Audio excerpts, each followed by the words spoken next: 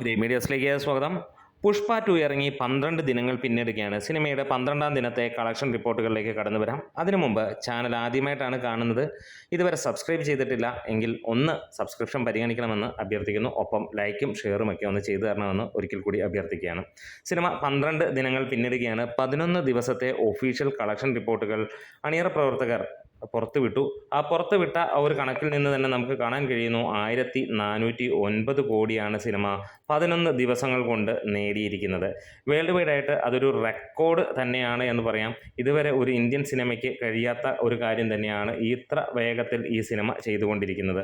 11 ദിവസം കൊണ്ട് 1400 കോടി നേടിയ സിനിമ ഒട്ടുമിക്ക ഇന്ത്യൻ സിനിമകളുടെയും കളക്ഷൻ റെക്കോർഡുകൾ ഭേദിച്ച് മുന്നോട്ട് പോവുകയാണ്. ഇന്ന് സിനിമയുടേതായി പ്രതീക്ഷിക്കുന്നത് ഏകദേശം 80 കോടിയോളം രൂപ വേൾഡ് വൈഡ് ആയിട്ട് നമ്മൾ പ്രതീക്ഷിക്കുന്നത്. ഇന്നലെ മാത്രം ഹിന്ദിയിൽ നിന്ന് സിനിമ 56 കോടിയാണ് നേടിയത്. ശനിയാഴ്ച സിനിമ നേടിയത് 44 കോടിയോളമാണ് എന്നുള്ളതാണ്. അങ്ങനെ 2 ദിവസം കൊണ്ട് സിനിമ 100 കോടിയാണ് ഹിന്ദി ബെൽറ്റിൽ നിന്ന് മാത്രമായി നേടിയത്. കേരളത്തിൽ വലിയ രീതിയിൽ നെഗറ്റീവ് ആണെങ്കിൽ സിനിമയുടെ ഇന്നത്തെ കളക്ഷനും പോസിറ്റീവ് തന്നെയായിട്ടാണ് നിൽക്കുന്നത്. ഇതിനോടകം കേരള കളക്ഷൻ മാത്രമായി 19 കോടിയിലേക്ക് സിനിമ എത്തിപ്പെട്ടിരിക്കുകയാണ്.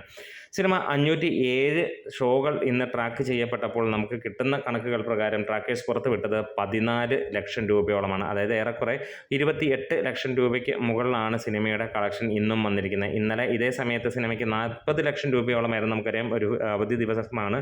45 ലക്ഷം രൂപയ്ക്ക് മുകളിലാണ് സിനിമയുടെ കളക്ഷൻ വന്നത്. അതായത് ഏറെക്കുറെ ഒരു 65-70 ലക്ഷം രൂപയാണ് സിനിമയ്ക്ക് ഇത്ര നെഗറ്റീവ് വന്നിട്ടും സിനിമയുടെ 11ാം ദിവസം കേരള കളക്ഷനായി വന്നിരിക്കുന്നത്. വേൾഡ് വൈഡ് ആയിട്ട് ഏറ്റവും കൂടുതൽ കളക്ഷൻ വരുന്നത് ഇന്ത്യയിൽ നിന്ന് തന്നെയാണ്. സിനിമയുടെ ഹിംസഭാഗവും കളക്ഷൻ വന്നിരിക്കുന്നത് അതായത് 1409 കോടിയിൽ മികച്ച ഒരു ഒട്ടുമിക്ക അതായത് 1100 കോടിയോളം ഇന്ത്യൻ ബോക്സ് ഓഫീസിൽ നിന്ന് തന്നെ നേടിയ സിനിമയാണ് ഈ ഒരു പുഷ്പ 2 എന്ന് പറയുന്നത്. അല്ലു അർജുൻ്റെ പവർ എന്ത് എന്നുള്ളതാണ് ഇപ്പോൾ സിനിമ കാണിച്ചു തരുന്നത്. അടുത്ത ഒരു 20 ദിവസം കഴിഞ്ഞ് നമ്മൾ നോക്കുമ്പോൾ തീർച്ചയായും ഈ സിനിമ 2500 കോടിയിലേക്കായിരിക്കാം എത്തിപ്പെടാൻ പോകുന്നത്.